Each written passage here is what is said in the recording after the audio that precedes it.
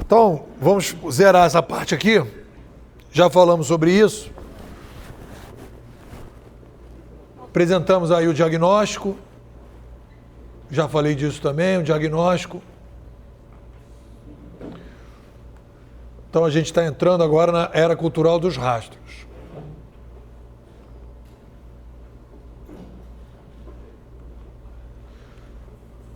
Então, o que a gente tem como característica, e aí a gente agora começa a funilar já para os modelos de negócio, o que a gente tem como característica é a seguinte: todos os modelos de negócio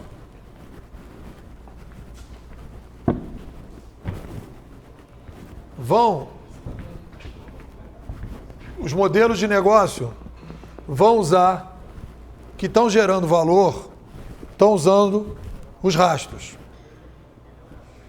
Esse aqui é o nosso amigo Mercado Livre, que ele tem aqui total de negociações, aqui cria um karma. Isso aqui vai dar uma possibilidade de você perceber qual é o karma de cada pessoa. Você pega a estante virtual, você tem um karma de cada pessoa. Esse aqui é o TaxiBit, que lá fora funciona ainda. É interessante aqui no TaxiBit, pelo seguinte, ó. Eu faço aqui o sistema de rastros da seguinte maneira. Olha só, aqui eu pego o GPS, aqui eu tenho as estrelinhas, a avaliação, e eu tenho aqui os idiomas que a pessoa fala, e aqui eu tenho o que tem no carro dele. Se aceita cachorro aqui, ó, se tem ar-condicionado, se tem Wi-Fi. Então eu dou para o usuário a possibilidade de tomar uma decisão. Se o cara é bonito, se ele é feio, aí eu posso decidir se eu vou pegar o carro. Então essa organização aqui, ela teve um tempo de uso. Qual é o problema da organização tradicional? O tempo de custo. O que acontece? Eu tenho um tempo que o gestor toma uma decisão e isso tem um custo que está muito caro. Então, o que acontece aqui? A demografia aumenta, eu aumento o custo e a qualidade vai caindo. Porque eu não consigo atender o meu usuário, e o meu usuário, ou eu massifico esse cara, ou esse cara, ele começa a ficar cada vez mais insatisfeito. Porque você vai aumentando, o tempo não vai ficando adequado e você vai massificando. Isso na área pública, na área estatal, é grande a crise, e na área privada também, com os monopólios, etc. É isso que o pessoal vem resolvendo ali. Quando eu vou pensar numa organização 3.0, isso é uma coisa fundamental, porque uma organização 3.0, ela vai trabalhar dentro de uma plataforma que eu vou chamar de plataforma digital participativa. Essa plataforma digital participativa tem um gestor. Quando o pessoal fala de internet das coisas, eu chamo de robô. E tem a colaboração. Então, esses três elementos aqui, qual é a diferença disso para isso? Isso aqui eu tenho o líder alfa. Nisso aqui eu mato o líder alfa. Ah, mas não tem gestor? Tem. Mas o gestor cuida para que a plataforma funcione. Ele não toma decisão. Quem toma a decisão na plataforma é o usuário na autogestão.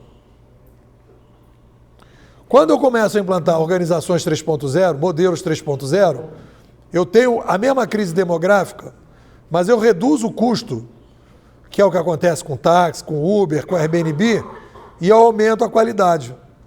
Eu consigo resolver o problema. Eu saio da crise macrocultural. E com isso eu começo a gerar valor. A plataforma participativa, e aqui eu chamei de Big Data 3.0 participativo, isso aqui foi até uma apresentação que eu fiz lá para para a prefeitura, lá para o governo do estado, né? Como é que você resolveria o problema lá? Em vez de você ter o gestor, pegar esse modelo aqui, ó, que está aqui o gestor antigo, etc, etc, você tem esse modelo aqui. Não sei se vocês conhecem Causa Brasil. Walter, aqui esse computador está conectado à internet? Vocês vão ver uma coisa muito legal, que tem a ver com o algoritmo e tem a ver com a participação.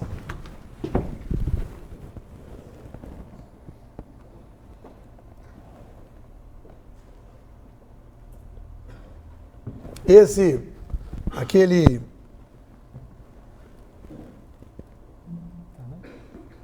Não, você verá aí.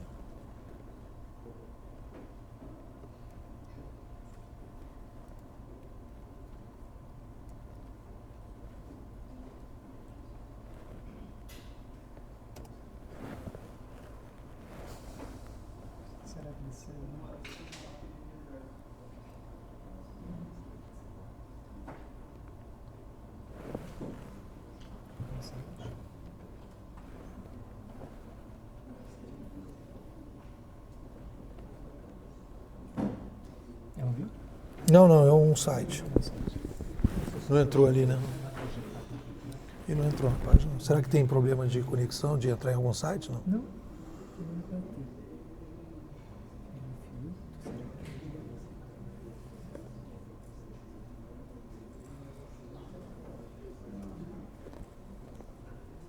A página não está disponível?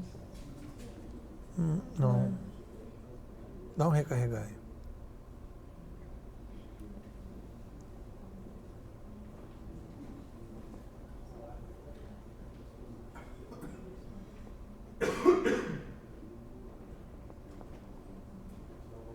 Entrou. Não. Tá, não, tudo bem. Então eu vou...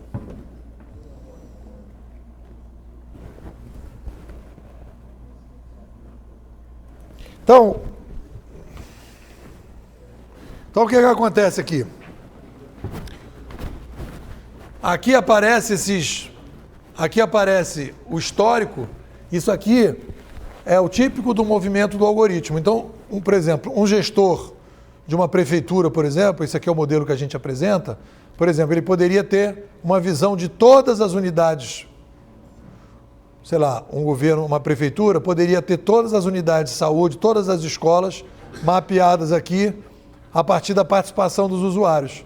Então ele teria uma visão geral de como é que está, aonde está aparecendo crise que está aparecendo, poderia dar um view aqui em cada unidade, poderia trabalhar com...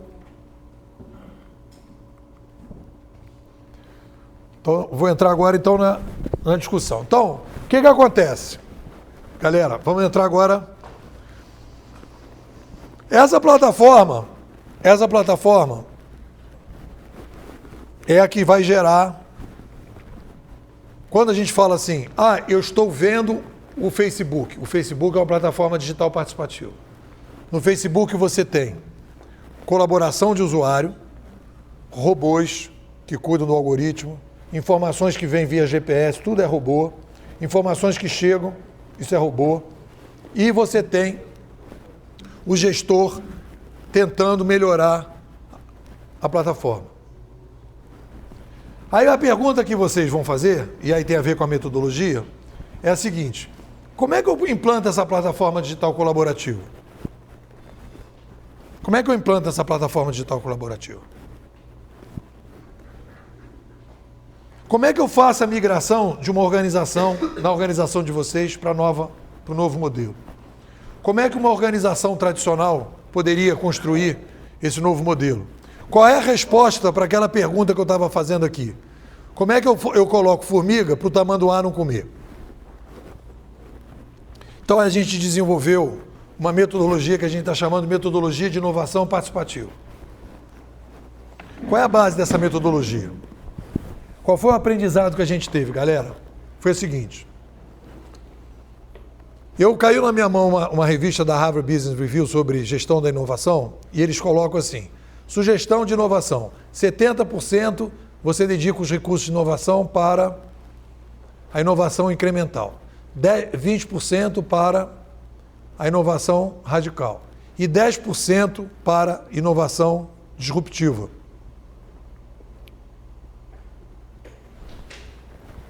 Então, em cima disso, eu percebi o seguinte, e aí que eu saquei que era assim, como é um processo, e aí comecei a analisar isso em outras empresas, e algumas pessoas até já me falaram isso, aqui, como é que a gente sai da sinuca de bico? A gente precisa criar o projeto dessas empresas, desses projetos, fora da organização. Não pode ficar dentro da organização. Por que precisa ir para fora? Porque a gente está falando de uma nova cultura, nós estamos falando de um novo modelo, nós estamos falando de uma nova forma de construir e solucionar problema. E quando a gente coloca dentro, tem um problema que você estava falando no almoço comigo. Primeiro problema, a empresa ganha dinheiro com esse método atual. Você não pode pegar esse método atual e detonar esse método atual. Porque está dando dinheiro. A mina continua dando dinheiro, não vai parar de ganhar dinheiro. Continua ali funcionando. Está funcionando. Mas o que você tem que fazer? Você tem que criar uma área separada, que eu chamo de laboratório de inovação participativa. É um laboratório de inovação, só que tem um foco, essa é a minha sugestão, na participação. Porque é para isso que eu acho que a macro tendência vai caminhar. Poderia ser um laboratório de inovação disruptiva, mas disruptiva para onde? Então eu digo, tem que ser um laboratório de inovação participativa. Então, esse laboratório, ele vai ser criado na área fora, separado. É o que eu poderia sugerir a Maringá. Esse arranjo produtivo faz um laboratório grande da cidade, fora. Esse laboratório vai monitorar a participação, esse laboratório vai participar dos eventos sobre participação, esse laboratório vai ver o que está acontecendo no Brasil sobre participação. Esse laboratório vai fazer experiências, vai acompanhar coisas que estão acontecendo no exterior sobre participação. Esse laboratório vai se dedicar, se for um laboratório, digamos, da cidade inteira, na área de governo, o que a gente pode criar de participação? Na área de turismo, o que pode criar de participação? Quais são as oportunidades que ainda existem? O que já está existindo? Como é que funcionam? Estão funcionando bem? Não estão funcionando bem? Vai chamar pessoas para vir fazer palestra? O que estão acontecendo? O que não está acontecendo? Tem um foco. E se for dentro de uma empresa vai ter que criar, eu quero fazer aqui um projeto de inovação, montando um modelo, como fez o Palhano lá tem até que no Speed, ele criou lá a outra empresa dele. É mais ou menos isso que eles fizeram. É nessa linha. Porque a empresa atual tem um foco. Tem uma galera pensando o dia a dia, o curto prazo, a inovação. Continua. Agora, se vocês não botarem um pé desse outro lado aqui, o que vai acontecer? Nada vai garantir que essa empresa aqui vai continuar dando sustento para vocês. E essa aqui, a nova, vocês vão começar a tentar chegar no futuro. Isto é o futuro. Isto aqui é o presente. E, como é que a gente vai pensar um troço desse? Por que a gente vai fazer assim? Vai fazer assim porque nós estamos vivendo uma mudança disruptiva na sociedade. Se não fosse assim, há 20 anos atrás eu acharia isso desnecessário. Eu não posso falar que é desnecessário porque se eu começo a monitorar aqui, eu começo a visualizar, aí o cara vai dizer, mas eu continuo agindo na mesma área de negócio? Sim ou não? Pode ser que sim, pode ser que não. Por exemplo, se eu tivesse esse laboratório criado nas cooperativas de táxi, e aí vamos fazer a prova dos 9. Se eu tivesse criado um laboratório de inovação participativa na cooperativa de táxi, eu teria visto os aplicativos quando eles apareceram na Grécia. Que o TaxiBit aparece na Grécia 2 anos antes de vir para o Brasil. Ele veio para o Brasil 2 anos depois. Os táxis na Grécia já estavam usando aplicativos há 2 anos antes de chegar no Brasil. Então as cooperativas de táxi, o problema das cooperativas de táxi é que eles estavam enfurnados no presente. Podiam ter se antecipado. Podiam ter até criado uma startup de aplicativo. Ou podiam ser eles a trazer os aplicativos de fora. Mas não. Então é monitorar, acompanhar, com foco dizendo, é a participação que vai fazer a diferença na minha empresa. Então esse laboratório vai criar fora. Muita gente, quando eu falo isso, fala assim, já entendi. Eu faço um laboratório fora e as coisas bacanas do laboratório eu trago para a minha empresa. Não. O meu diagnóstico, a minha percepção provisória, eu vou dizer numa boa para vocês. A atual empresa, ela entra num ciclo de decadência. Médio e longo prazo em ciclo de decadência. Vocês podem dizer, Nepô, não acredito em você, está tudo certo, vocês têm todo o direito. Mas eu vou dizer, eu acho que se vocês trabalham para um cliente grande, e esse cliente grande está comprando o produto de vocês, está bombando, etc, tal, papá, eu digo, provavelmente eles vão começar a entrar em crise mais na frente. Vai surgir um garoto, um maluco que vai começar a fazer coisas diferentes. Nós estamos aí à beira dessa revolução praticamente industrial da impressora de objetos. Isso vai fazer com que você compre parafuso, não precisa mais comprar parafuso, porca. Você vai imprimir essas coisas.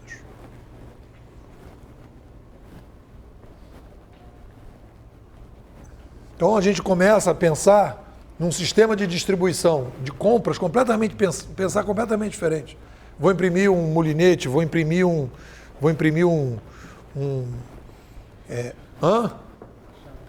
uma chave de fenda, vou imprimir aqui uma frigideira, vou imprimir Então, se a gente começar a pensar nesse modelo, e se a gente começar a pensar em energia, tem um livro que eu gosto também, do Rifkin, que chama Terceira Revolução Industrial, ele fala disso, fala das impressoras, e a gente começar a pensar na produção de energia, de cada um produzindo sua própria energia via solar, e cada um vendendo sua energia numa rede, a gente começa a pensar em coisas completamente diferentes.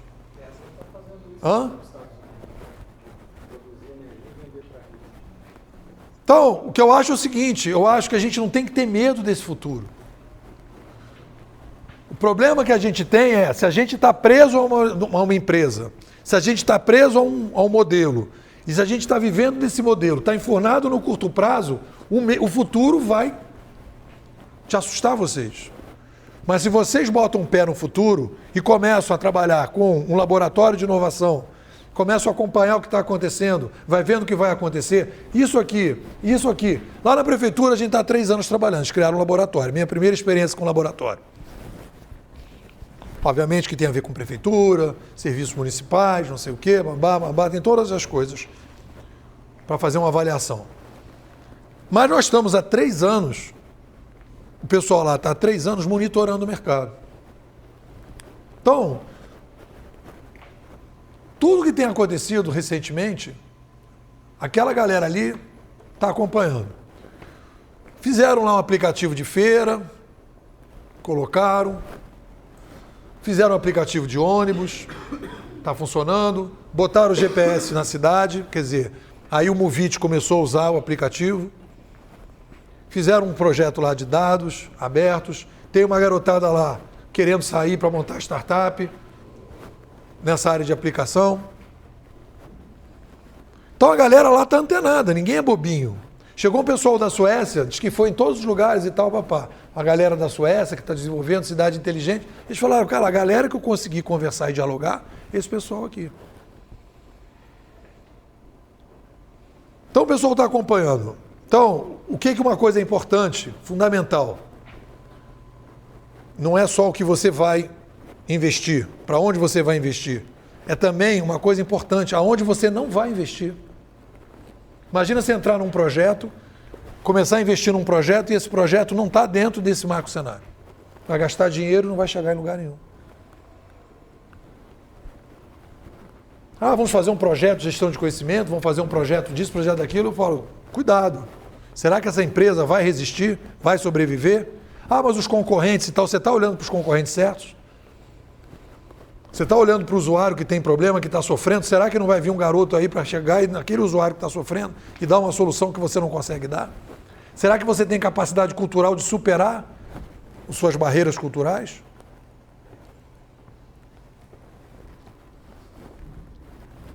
Então, esse aí já é um estado da arte um pouco do laboratório.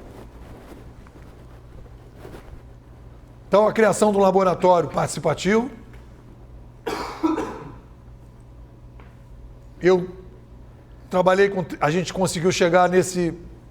Nós temos aqui uma aculturação, que é o que a gente está fazendo agora. Absorção, monitoramento, difusão do conhecimento, capacitação em tempo para aprendizado e troca, aprovação de capacitação interna. Isso aqui é dentro de um modelo de uma empresa já tradicional. Então, essa aculturação é entender o que está acontecendo, ver o que está rolando, perceber as mudanças, ver como é que é o ritmo das mudanças e tal. Incubação é geração de ideias e protótipo. Aí você tem aqui possíveis novos equipamentos, desenvolvimento de código de gerenciamento, aprovação de protótipo. Então, a empresa pode criar esse laboratório, faz uma parte de aculturação, faz uma parte de incubação e entra na produção. Então, aqui, por exemplo, vocês podem entrar em a sociedade, 2, 3 empresas juntas, num projeto. Pode conseguir investidor para o projeto. Pode fazer um laboratório inteiro da cidade, bancado com a ajuda do Sebrae. Pode fazer um laboratório por foco, por área. Mas o que eu digo para vocês é o seguinte: façam laboratórios. Façam laboratórios. Coloque parte do tempo que vocês têm para pensar o futuro. Coloque parte do tempo que vocês têm para pensar em participação. Monitore participação. Se vocês têm um foco específico, monitore como é que isso está acontecendo lá fora, nos Estados Unidos, aqui, porque a tendência... Como é que o pessoal está fazendo? O que o pessoal está fazendo? Quais são as movimentações que estão acontecendo?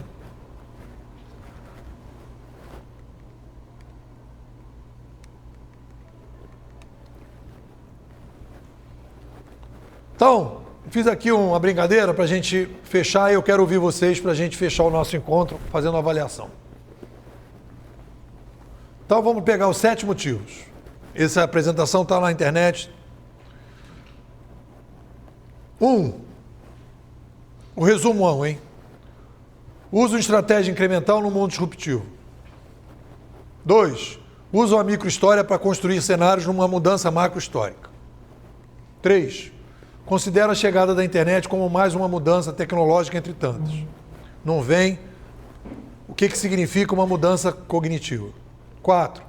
Acreditam que nunca aconteceu algo parecido com a internet na história que mudou radicalmente as organizações passadas. 5. Querem inovar desde que mude pouco ou quase nada. 6. Querem pensar diferente, mas procuram sempre quem pensa igual.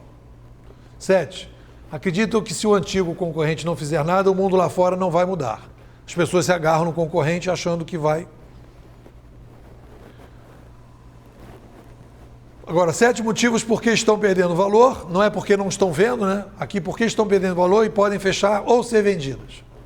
Uma revolução cognitiva é feita por novas organizações que introduzem na sociedade um novo ambiente cultural. A base da nova cultura é a massificação de novos tecnocódigos que permitem gerar valor resolvendo problemas complexos de nova maneira.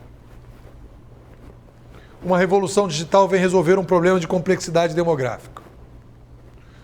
O atual modelo cultural das organizações não resistirá neste novo ambiente porque ficou obsoleto. Os novos concorrentes serão aqueles que adotarem o novo modelo cultural para resolver antigos problemas de forma melhor e mais barata.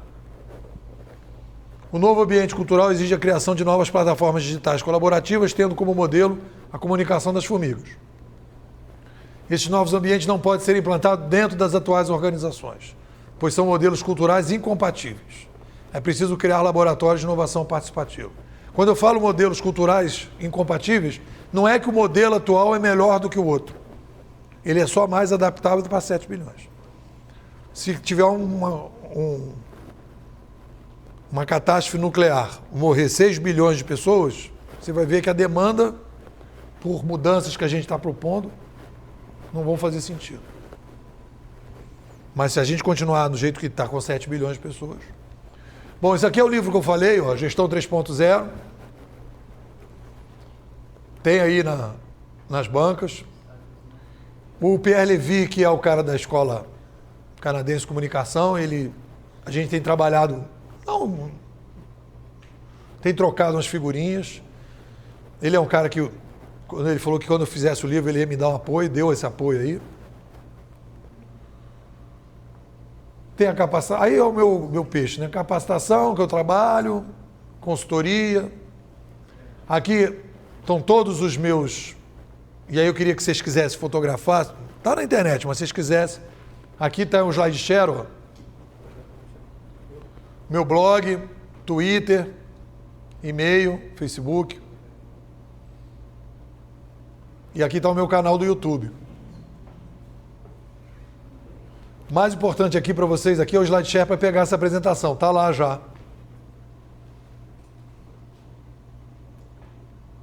Esses aí são os portfólios, só para mostrar onde a gente já fez essa discussão. Embrapa também, não tinha falado, NTT, eu criei a gente tem um projeto de laboratório lá também. Isso aqui é onde eu dou aula.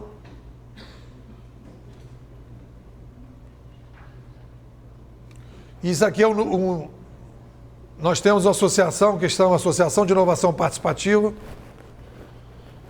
que já tem algumas articulações, Vitória, Santos, aqui em Maringá com o Palhano. A gente criou essa rede aí, para estimular. Bom, então é isso que eu queria falar. Agora a gente vai entrar na fase das avaliações, e aí na fase da avaliação a gente dá uma juntada. Que horas são? Eu estou com o meu relógio, então tá, um bom tempo para a gente poder fazer uma avaliação. E tirar as últimas dúvidas.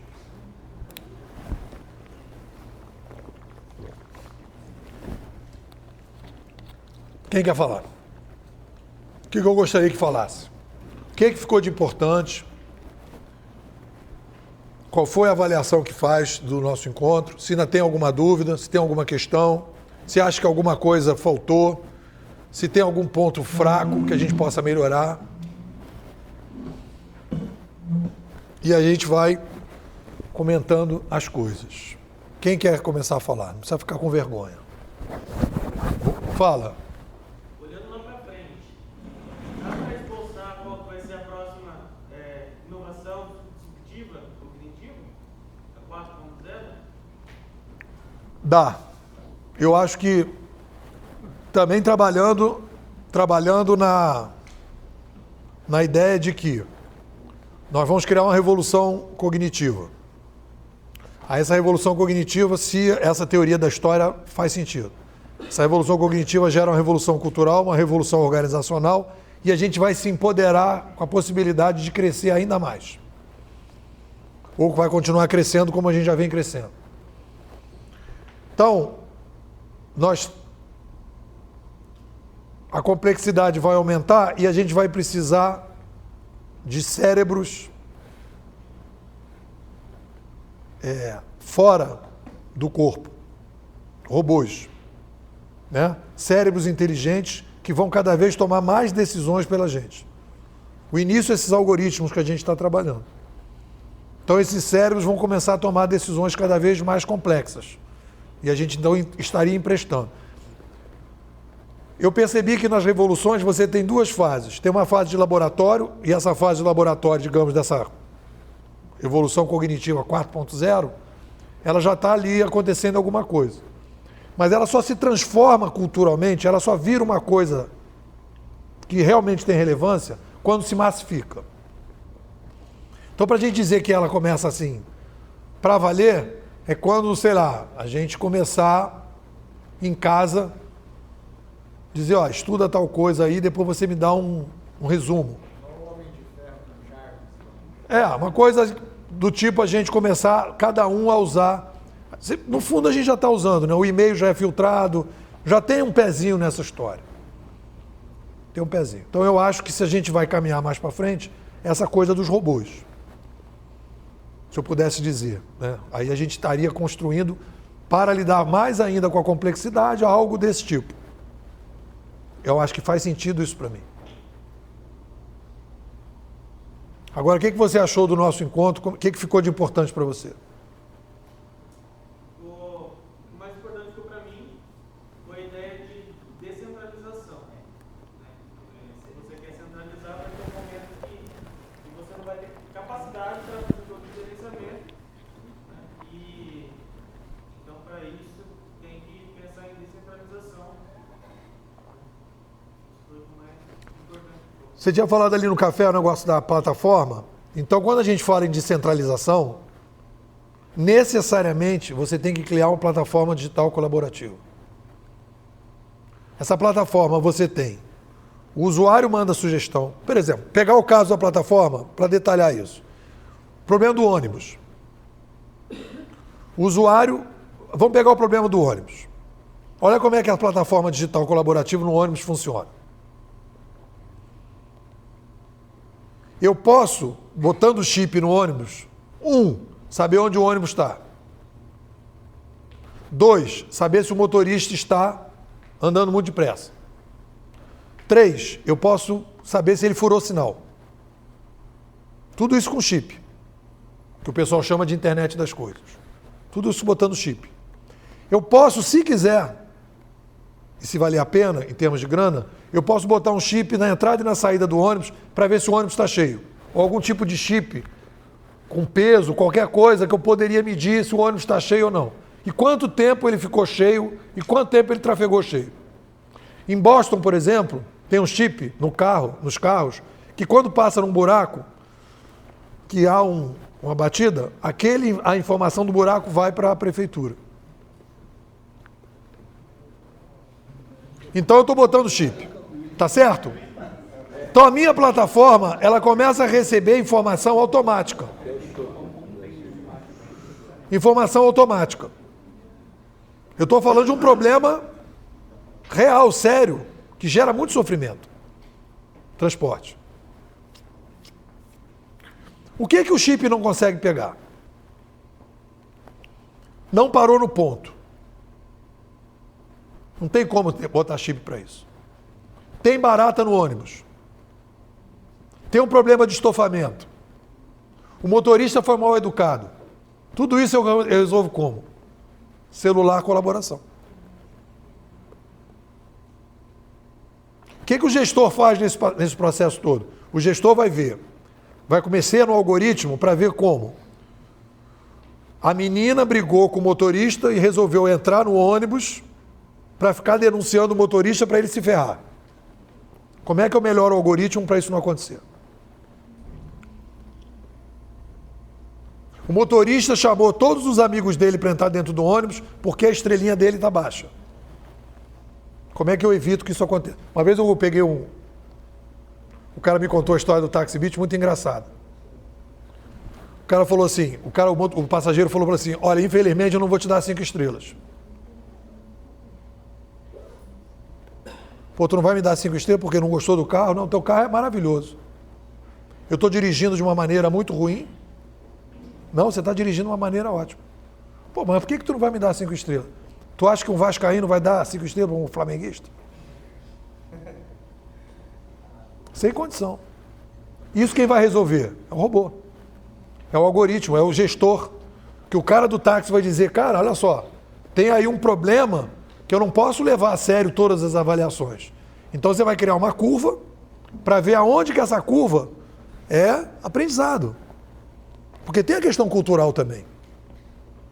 Tem um cara, por exemplo, que nunca dá 5 estrelas para ninguém. Sempre dá 3,5 ou 3. Então esse cara tem que ter uma fórmula que sabe que 3 para ele é 5. Porque o máximo dele é 3. Isso quem vai fazer? É o nosso amigo gestor. É o aprendizado com a plataforma. Então, o que eu estou falando é o seguinte, às vezes a pessoa fala assim para mim, eu entrei num algoritmo tal e a plataforma tal não funcionou, esse negócio de algoritmo não funciona. Aí eu chamo isso de todismo, o todo pela parte, ou a parte pelo todo. Não é porque um algoritmo não funciona que todos os algoritmos vão dar problema. Cada algoritmo vai depender de quem? Do gestor.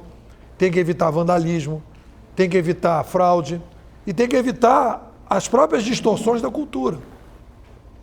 Entendeu qual é a jogada? Tem uma ciência da brincadeira, a arte. Então nós ficamos no descentralismo. Fala. O que ficou de importante para você? Assim, o que me chamou a atenção é em relação a estar atento assim, às novas gerações, como eles se comunicam, como eles veem assim, a tecnologia, né? Porque a tendência, por exemplo, em relação às minhas filhas, né? Como eu sou de outra geração, a minha tendência é ir se distanciando e perdendo esse contato que é importante para ter essa percepção. Então isso me abriu os olhos em relação a essa questão. Beleza. Fala você. Eu acho que a parte que eu mais gostei foi do laboratório, de ter a ideia de separar o laboratório de inovação dentro da própria empresa. Porque muitas vezes pessoas que estão voltadas para a área de inovação estão dentro da empresa e tipo, não tem espaço para fazer isso, porque algum trabalho interno vai consumir isso da pessoa para ela não conseguir fazer essa busca de inovação e se atentar ao mercado, de realmente isolar isso, falar, olha, você vai trabalhar com inovação, é inovação. Você não vai ter, de vez em quando você pode trabalhar com isso. Não, o seu trabalho é esse. Então isso acho que foi a parte que ficou para mim. Tem uma coisa que eu acho legal que você está falando, que é o seguinte, por que isso acontece? Eu acho que é uma justificativa. O que eu percebi?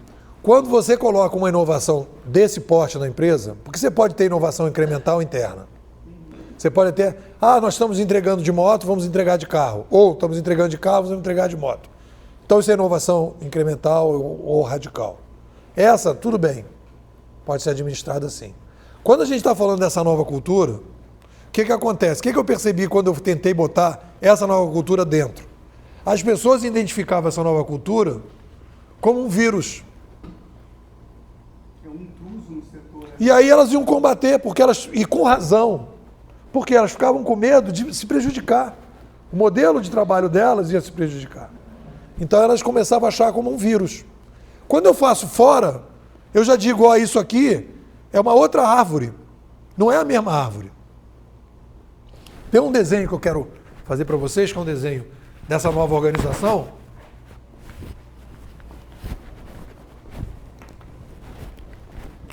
É como se fosse assim, ó.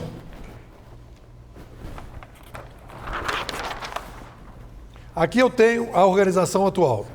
Então aqui eu tenho um gestor, aqui estão os colaboradores. Aqui está o usuário, o consumidor. Então, esse cara vem aqui, digamos, não está satisfeito com alguma coisa, o gerente aqui cuida. Esse é o modelo das organizações atuais. Todos os colaboradores estão embaixo de um tronco de árvore e você tem essas raízes. O que fez o Mercado Livre, o Airbnb e o Uber? O que eles fizeram? Eles derrubaram a árvore. O que eles fizeram? Pegaram a árvore e derrubaram a árvore. Botaram o tronco aqui e botaram o consumidor direto com o usuário. Então, quem faz a avaliação é o próprio usuário aqui. É um outro modelo. Eu não tenho mais um gerente. O gerente vai tomar determinadas decisões para melhorar o algoritmo. Mas ele não quer saber se o cara do Uber não quer saber do motorista. A única coisa que ele quer saber é que o motorista... No caso do Uber, eu tenho um vídeo que eu fiz uma entrevista, tá lá, inclusive, vocês botarem Nepomuceno no Uber, já tem 3.000 e tantas pessoas que viram, uma entrevista que eu fiz com o cara do Uber. O padrão do Uber é 4.6 de estrelinha. Se o motorista não ficar com 4.6, ele vai fazer uma reciclagem. Por isso que os caras chegam lá, o que você quer? Quer uma aguinha? Porque o cara quer ganhar 4.6. Daniele. Quase, hein? Fala. Na empresa onde eu trabalho, nós já temos uma célula de inovação. E eu fui colocada nessa célula agora. Então, o primeiro passo foi, Daniela vai para o treinamento. A ideia que eu tinha de inovação até chegar aqui era outra. Eu nunca pensei que para entender de inovação eu precisava olhar para o passado. Quando a primeira vista grossa era assim, soluções para o futuro. Mas como? Não sei.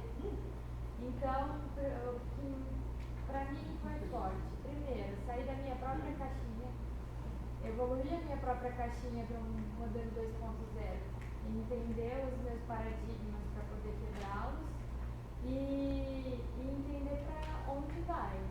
Então, agora eu sei que a tendência é rastros. Então, fica o aprendizado de descobrir como isso funciona, as ideias que já estão aí vigentes, estudar mais, me aprofundar para entender. Eu tentei anotar o máximo que eu consegui de coisas. Por quê? Porque, a princípio, eu concordei e discordei de algumas coisas. Agora eu preciso entender as minhas verdades, que não são absolutas, minhas verdades temporárias, para poder ir construindo um entendimento mais robusto sobre isso. Mas para mim foi extremamente... agregou muito valor. Porque quando você fala dessa célula, e aí você está falando... E eu digo o seguinte, há 20 anos atrás, talvez não precisasse disso tudo. O problema é que, hoje, você olha para todos os seus competidores, você não tem certeza se a tua empresa vai competir com o antigo competidor. É isso que eu acho que tem que ficar. E é para isso que eu estou preparando as pessoas. Porque se olhar para os rastros, o risco de você ser surpreendido é menor. Porque se o cara inventar alguma coisa realmente diferente, que vai bombar, é o rastro. Eu vejo assim, saindo um pouco da empresa, eu quero ser o garotinho que chega para surpreender os meus concorrentes. Isso com laboratório é possível. Fala. Carlos, de uma maneira geral, a gente está mais em contato assim, com a parte de inovação e mais acompanhando. Tem bastante coisa aí que você já falou que a gente já talvez tivesse conhecimento. Agora, o que me chamou mais atenção com relação a isso é com relação à macro-história, a análise da macro-história. Você sempre analisa, eu sempre tive o conceito de analisar a história para definir o presente. Mas é verdade, a tendência nossa é sempre olhar a micro, não a macro. Né? Eu falo assim que a história é cíclica, né? Se você quer saber o que vai acontecer amanhã, basta você olhar para o passado, você sabe o que acontece amanhã, é natural. A crise que a gente está vivendo hoje nada mais é do que uma situação histórica. Não precisa ser macro história para você saber a crise que está vivendo e o que a gente vai viver amanhã, né, em cima disso.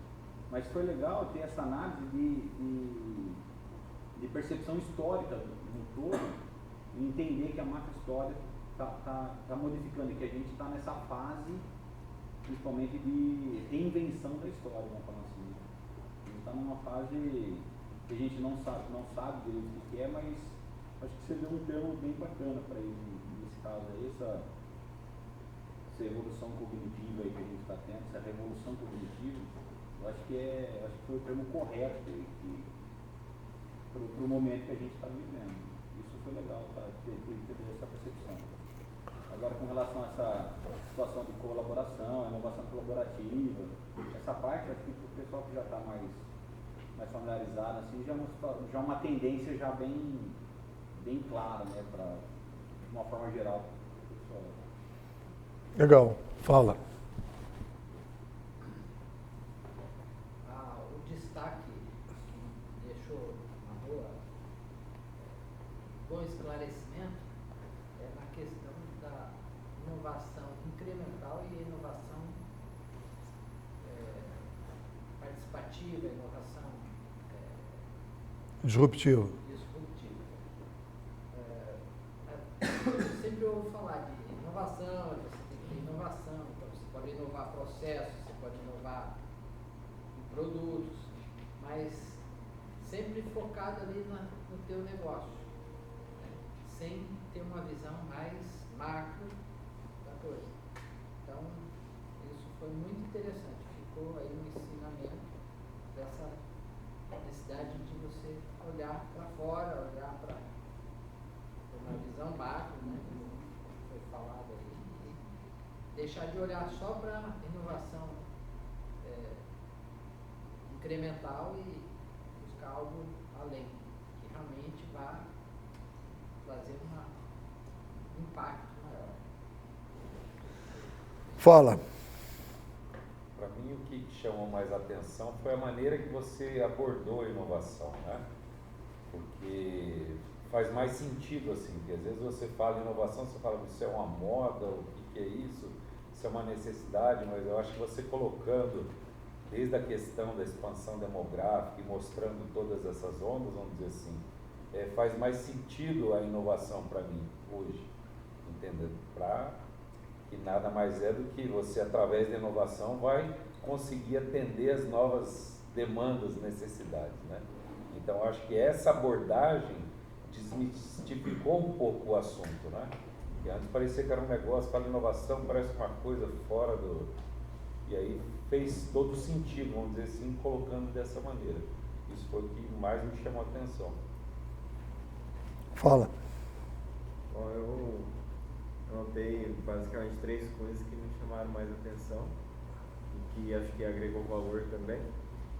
A primeira é sobre as certezas provisórias, saber que nem tudo tem que ser certeza definitiva, né, e que tem coisa que pode mudar conforme o nível de conhecimento que a gente tem.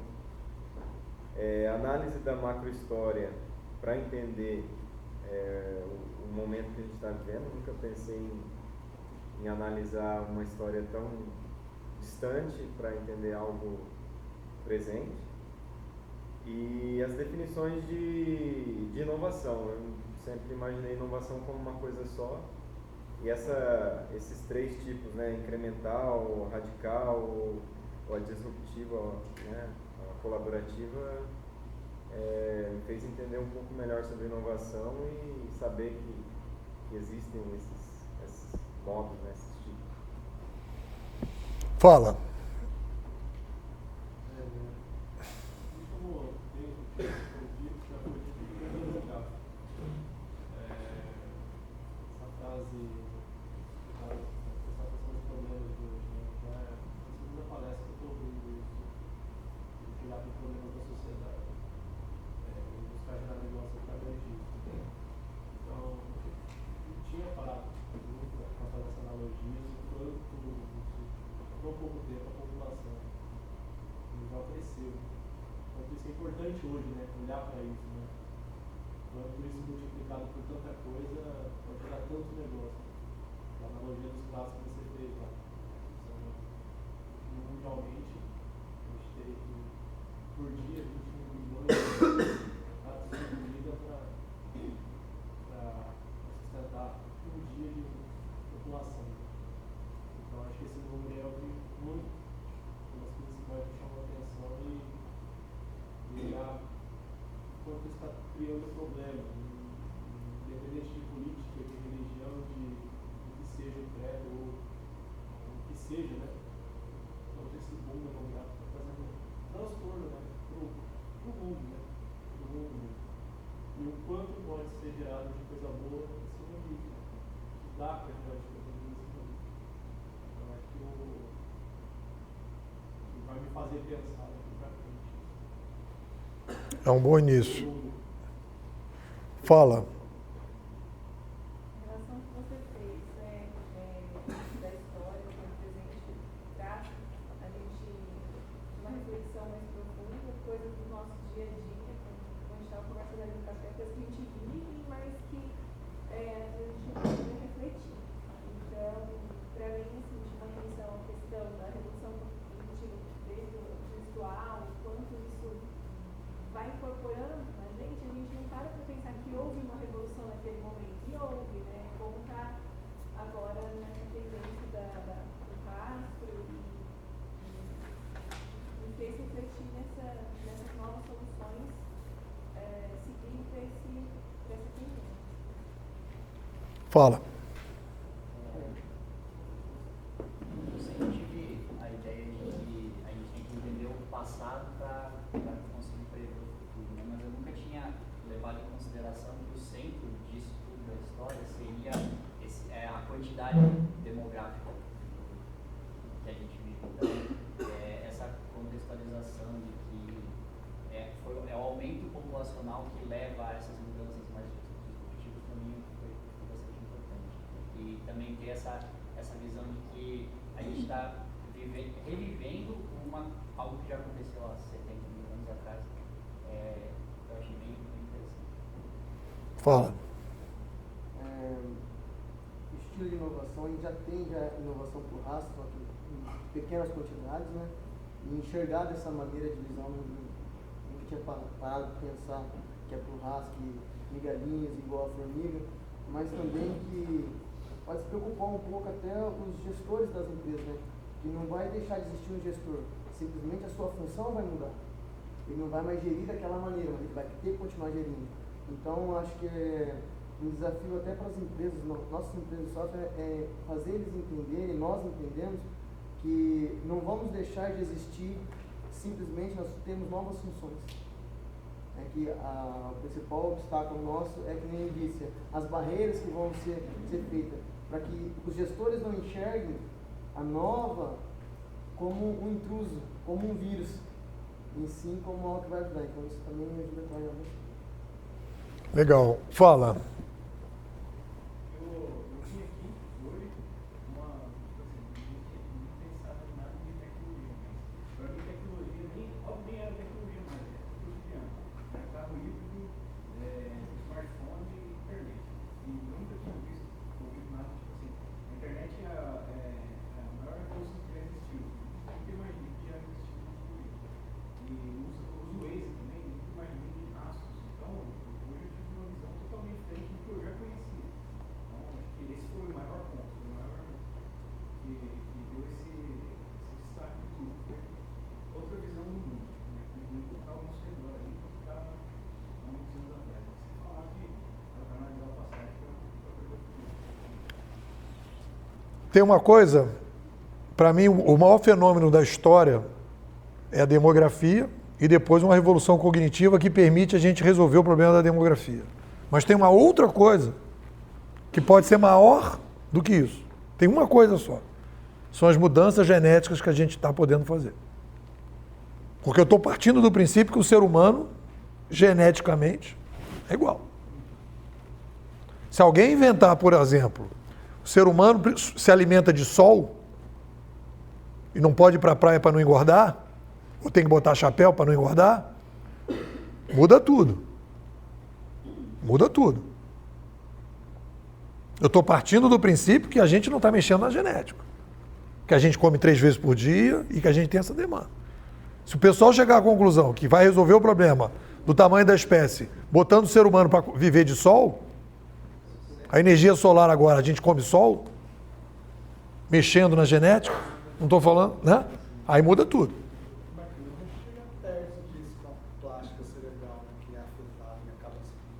Então, a gente já começa a ter tecnologia para mexer na genética. Então, a partir daí, existe essa interrogação. Aí a gente, então, estaria numa revolução genética. Seria a primeira revolução genética. Primeira revolução genética consciente. Aí a gente...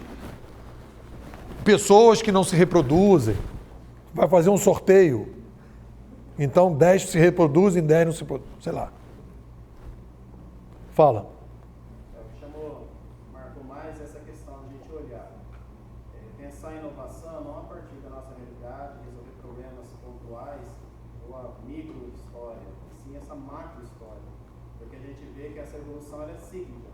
De tempos em tempos, pela expansão demográfica, é necessário essa mudança, né? Essa mudança de paradigma, essa novas tecnologias para poder dar resposta a essa quantidade de gente que vive atualmente e vai crescer ainda mais. Fala. Eu acredito que a apresentação toda foi muito rica, principalmente pela abordagem, ao mesmo tempo questionadora, mas esclarecedora, com base em dados reais. Isso é muito interessante. a forma também como você usou várias matérias, história, sociologia, quer dizer, foi toda uma mistura de matérias, muito didática, para apresentar esse conceito. Especificamente sobre inovação, a gente sempre vê falar o que é inovação, o conceito da inovação. Eu achei interessante situar o momento histórico, e principalmente por essa macro história e não ficar focado. Muito bom. Fala. Isso. Ele já falou, fala. Eu acho que todo mundo recebeu hoje aqui foi algo em torno assim, quando você tem uma aula de filosofia, né? Então, uns absorvem de uma forma, outros de outra forma, vai depender da realidade de cada um, né? O que é a realidade para mim e o que eu absorvo da informação que você me entregou. Para mim foi muito enriquecedor, né? Eu acho que eu tive alguns insights aqui que vou tentar levar para a minha realidade, tentar matar os tamanduás, né? Como as formiguinhas colaborativas, né? E tentar absorver mais esses conceitos de rastro e de máquina ambiente para modificar o meu negócio. Bacana. Quem vai falar aí? Quem vai falar? Fala você, não falou aí. Bom, eu confesso que no começo estava achando que eu estava no lugar errado, vamos dizer assim, mas aí depois eu comecei a linkar, fazer os links, compartilhar um pouco da ideia da Daniela ali, e achei que você ia chegar aqui com uma enxurrada de ideias, assim, tendências, vamos dizer assim, né? Mas não, você começou lá no começo, né? Foi instigando a gente a perceber mesmo a ideia central, né? Então, depois no final do primeiro da manhã que eu consegui ir em casa, que eu falei, não, tá valendo a pena mesmo, e joguei a minha primeira percepção inicial fora.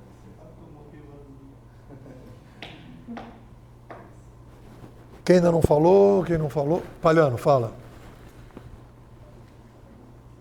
Bom,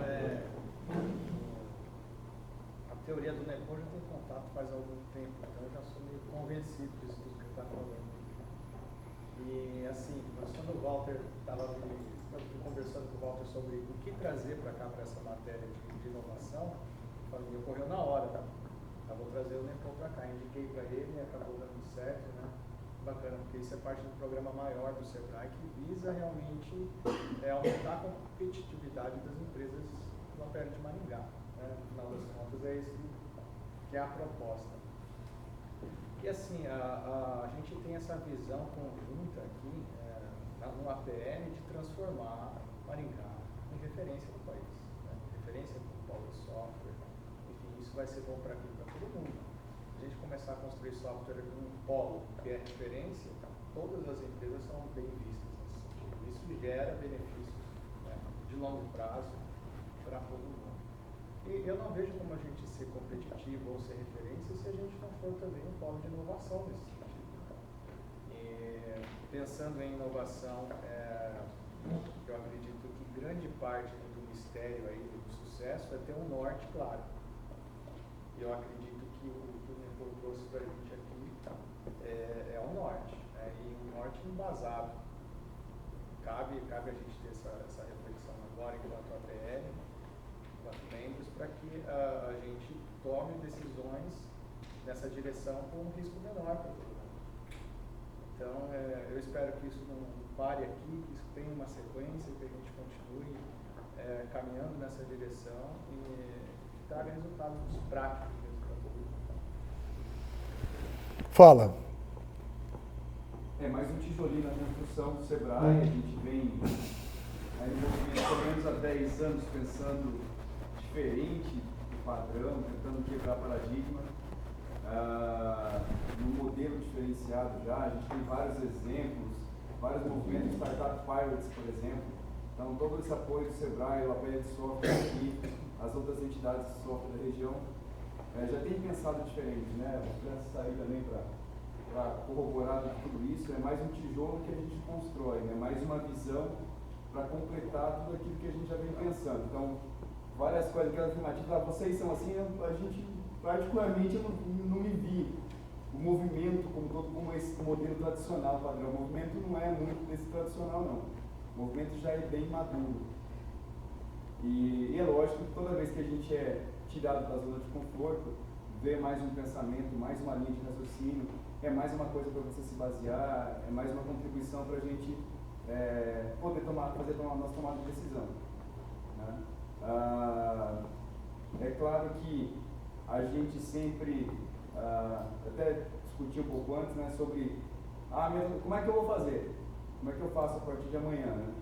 Então, eu preciso de várias opiniões, eu preciso conversar, ter várias opiniões para poder tomar decisão. Não existe mágica, não existe receita de bolo. Né? Então, quanto mais raciocinar sobre determinado assunto, mais rico vai ser a sua construção, melhor vai ser a sua construção. Legal. Falta você. Gostei muito da abordagem sobre o contexto histórico, o link entre inovação e crescimento populacional, de uma maneira diferente, e sobre os rastros também. Já falou? Fala. Gostei muito da abordagem, conhecia esse aspecto dessa forma, de falar algumas coisas. Tinha tido alguns dados sobre a população brasileira, né, de inclusão que teve muito para a classe C, classe E, dos treinamentos.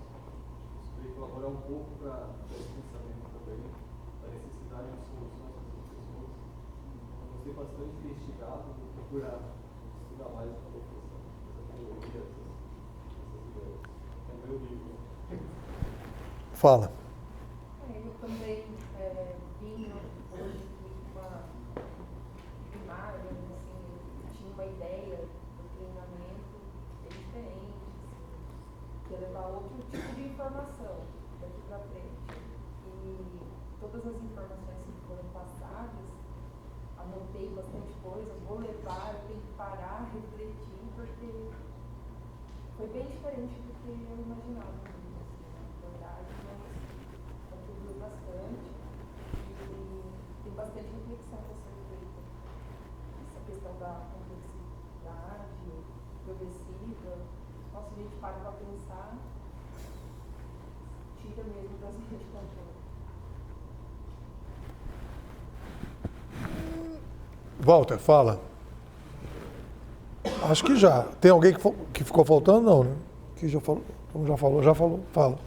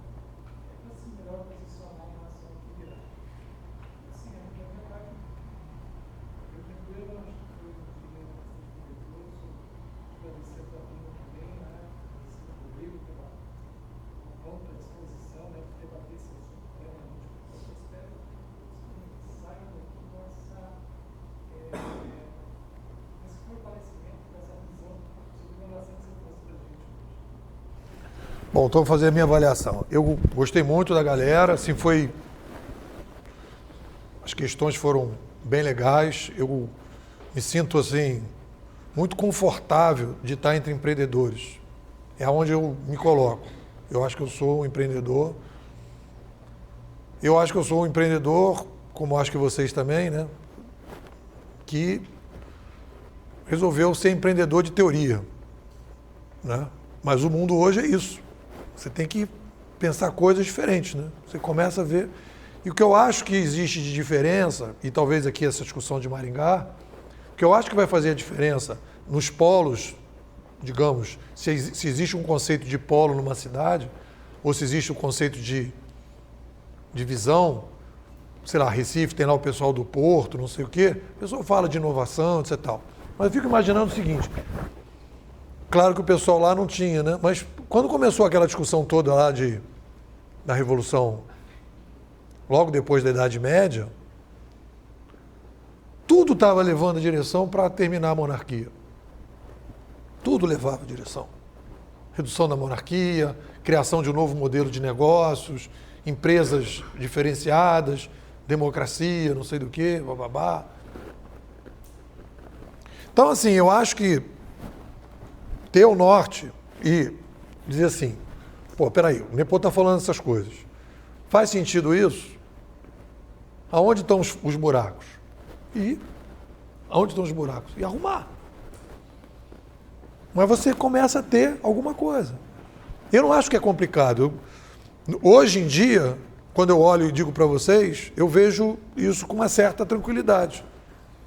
Porque eu acho que eu não estou maluco, porque tem outras pessoas que acham que eu não sou maluco, tem argumentos, tem dados, tem informação, faz sentido, são casos concretos, estão acontecendo. Todas as empresas vão virar plataformas. E o pessoal que faz minério vai virar plataforma? E uma empresa de petróleo vai virar plataforma?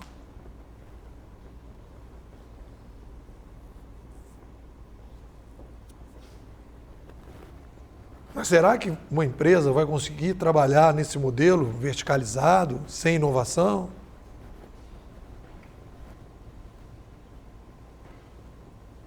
Então, mas, com certeza, a área de mídia, com certeza a área de serviço já está aí acontecendo. Né? E se essas áreas todas começam a fazer isso, essas outras áreas vão conseguir se manter um bloco aqui, o cara trabalhando ali, naquele modelo. Você acha que a gente vai trabalhar assim?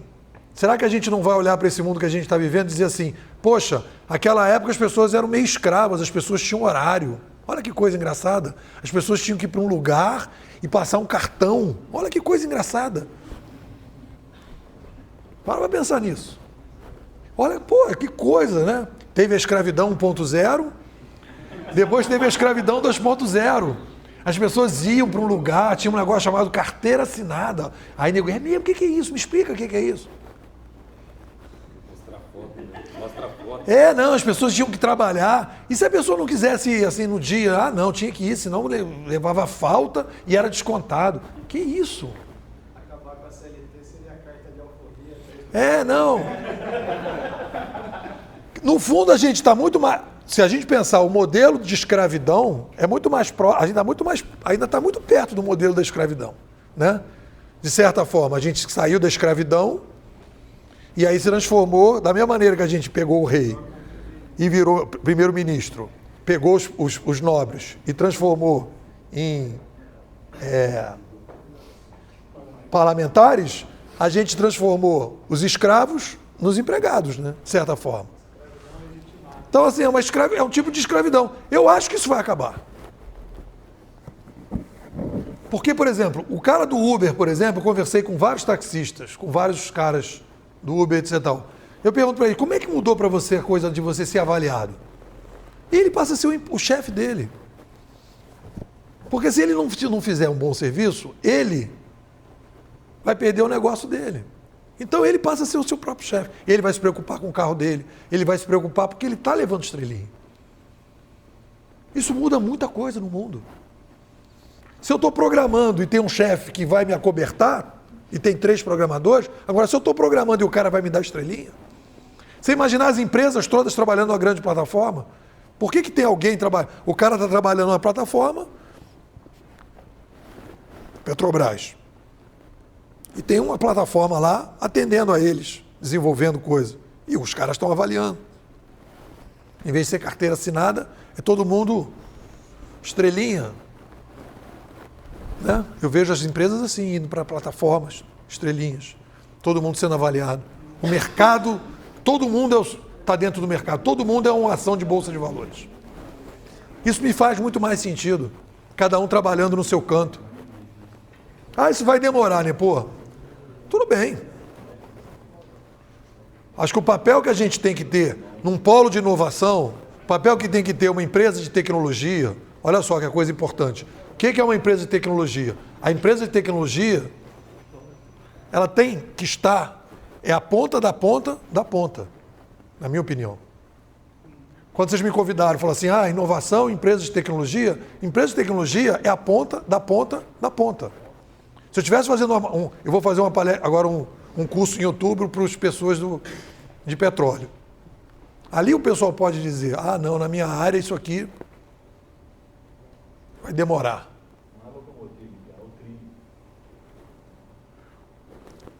Agora, uma empresa de tecnologia, eu trouxe para vocês uma visão. Eu estou trabalhando nisso há, grosso modo, 20 anos e 10 anos como teórico, digamos. Eu penso assim, se vocês botarem um polígrafo em mim, e vocês me perguntarem, depois isso que você está falando para você acredita mesmo nisso? Vai dar linha reta. Eu acredito nisso. Você acha que o mundo mudou desse jeito, vai mudar dessa forma? Eu acredito nisso. E demorei para chegar nisso. Eu estou falando para vocês porque eu não cheguei nisso fácil. Eu demorei muito tempo, levei muita porrada. Para mim o mercado seria muito mais aberto, como é hoje. Tem muita gente vendendo coisas para as empresas, mas não estão agregando valor para as empresas. Eu me recuso a ser o cara que não agrega valor. Eu posso ganhar menos dinheiro agora, mas eu prefiro ganhar menos e ser mais relevante para as empresas do que ganhar mais no curto prazo e amanhã o cara dizer, teve um tal de Nepomuceno aqui, falou uma opção de besteira, a gente acabou entrando numa roubada. O mais fácil agora, tem várias pessoas que eu conheço que ganham muito dinheiro com palestra para dizer aquilo que as empresas querem ouvir. E eu não digo o que as empresas querem ouvir. E aí é mais difícil ser chamado.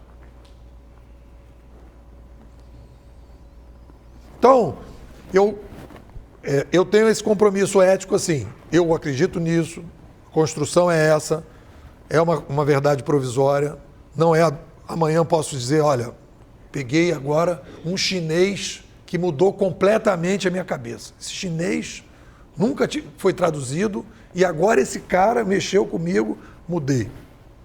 Mas agora o que eu estou pensando é isso. Né? Então eu não posso dizer o que vai acontecer amanhã, mas hoje as conclusões que eu cheguei são e eu estou trazendo para vocês. O suprassumo do suprassumo.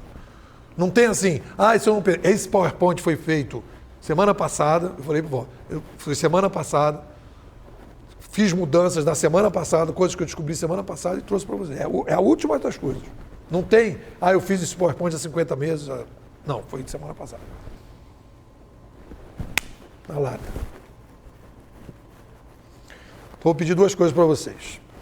Nós vamos fazer uma foto para fechar, para colocar como a foto do áudio. As meninas que quiserem passar batom podem passar. E eu quero pedir uma salva de palmas para todo mundo pelo nosso esforço, que não foi pequeno.